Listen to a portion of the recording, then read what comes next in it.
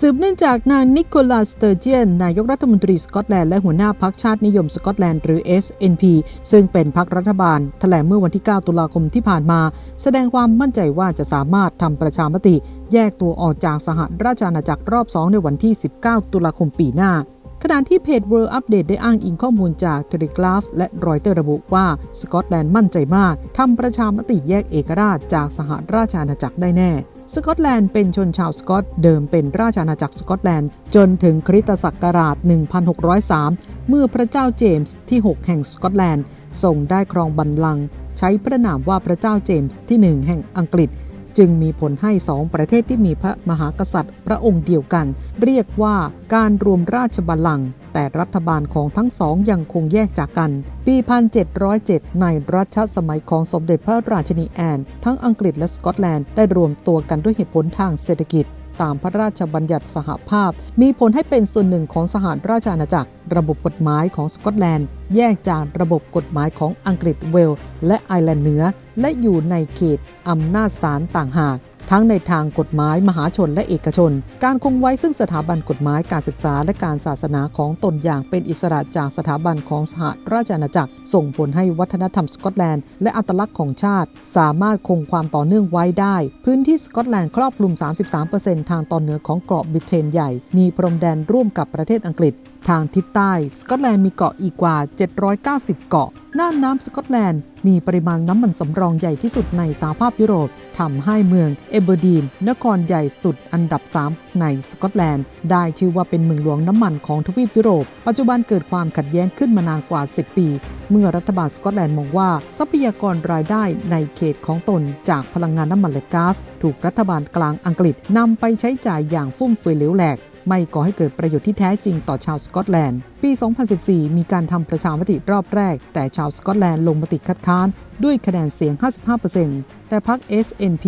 คัดค้านผลประชามติดังกล่าวเพราะช่วงนั้นอังกฤษกำลังทำประชามติเพื่อออกจากสหภาพยุโรปพอดีและส่งผลต่อการตัดสินใจเรื่องประชามติแยกเอกราชของชาวสกอตแลนด์ด้วยสหราชอาณาจักรมีดินแดนอาณานิคมที่ยังไม่ให้เอกราชจำนวน 14 ชาติคือแคนาดาออสเตรเลียนิวซีแลนด์จาเมกาบาฮามัสเบลิสเกรนาดาแอนติกัวและบาบูดาเซนต์วินเซนต์และเกรนาดีนเซนต์คิตและเนวิสเซนต์ลูเซียสปาปัวนิวกินีตูวาลูและหมู่เกาะโซโลมอนซึ่งชาติเหล่านี้ช่วงหลังมาพยายามแยกเอกราชโดยทางพฤตินัยและกำลังดำเนินการแยกเอกราชอย่างสมบูรณ์แม้แต่บรรดาดินแดนที่อยู่ใกล้กับเกาะอังกฤษเองก็กำลังก่อวอร์ดแยกเอกราชเช่นเวลส์เพราะนโยบายรีดไถของรัฐบาลกลางอังกฤษบังคับให้ส่งเงินไปบรรณาการไปให้ยูเครนกู้ซื้ออาวุธทำให้บรรดารัฐในปกครองฟิลขาดเพราะไม่เกิดประโยชน์กับพลเมืองของตนเองแต่ได้ประโยชน์เฉพาะพ่อค้าอาวุธกลุ่มเดียวพรรคชาติสกอตแลนด์ของนายกรัฐมนตรีนิโคลัส สเตอร์เจียนชูนโยบายแยกเอกราช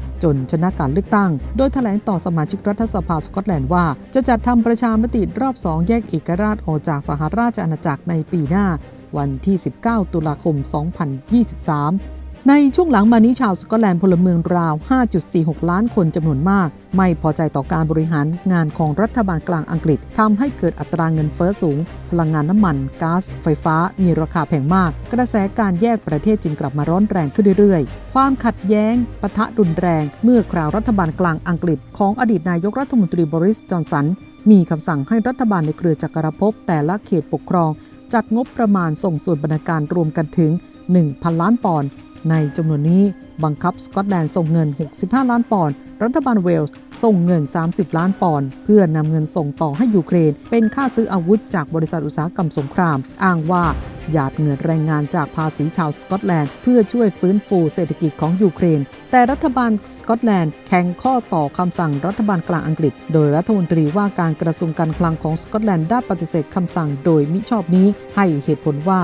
รัฐบาลสกอตแลนด์วางแผนที่จะใช้จ่ายเงินจำนวนนี้กับระบบสาธารณสุขและการศึกษาของตนเองไม่ใช่เพื่อชาติคนอื่นและตามกฎหมายการใช้จ่ายด้านความช่วยเหลือกับต่างประเทศเป็นบทบาทของรัฐบาลกลางอังกฤษไม่ใช่รัฐบาลในเครือจักรภพพอเปลี่ยนผู้นำมาเป็นนายกรัฐมนตรีลิส ทรัสขึ้นมาบริหารอังกฤษก็ยิ่งไปกันใหญ่เพราะเธอไม่ตรงปกทำได้ไม่จริงตามที่เคยคุยโว